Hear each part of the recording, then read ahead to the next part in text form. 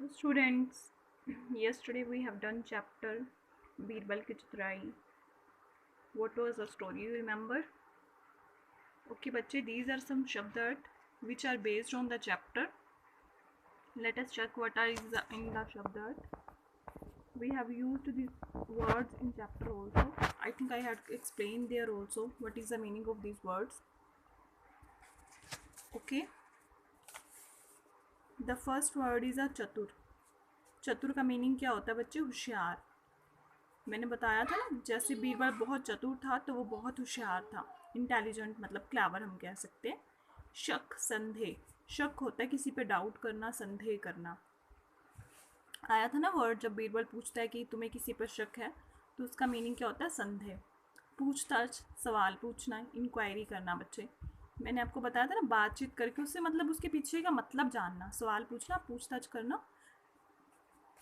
चुटकियों में, चुटकियों में जैसे पलों में कोई काम हो जाए ना, इसका एग्जैक्ट मीनिंग होता है आसानी से. सिवा, सिवा का मीनिंग होता है अलावा, अलावा, कि उसके बिना कुछ और काम नहीं होना. बिसाइड्स, जैसे कहते हैं ना कि उस जैसे उसने पूछा था कि उनके सिवा हमारे घर में कोई भी नहीं आया नौकरों के, तो वो अलावा था कि नौकरों के बिना और अलावा कोई हमारे घर पे नहीं आया. साधारण का मीनिंग क्या होता है? मामूली, मतलब ऑर्डिनरी मत समझो. समथिंग इज स्पेशल, मतलब साधारण का मीनिंग क्या होता है? मामूली.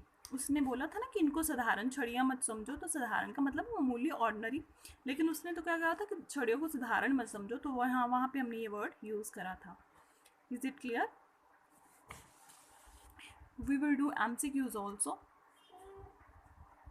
बीरबल किस बादशाह के दरबार में रहते थे? तो हमें पता है ना, वो बाबर, हुमायूं और अकबर. तो हमारा एग्जैक्ट आंसर क्या है? अकबर के.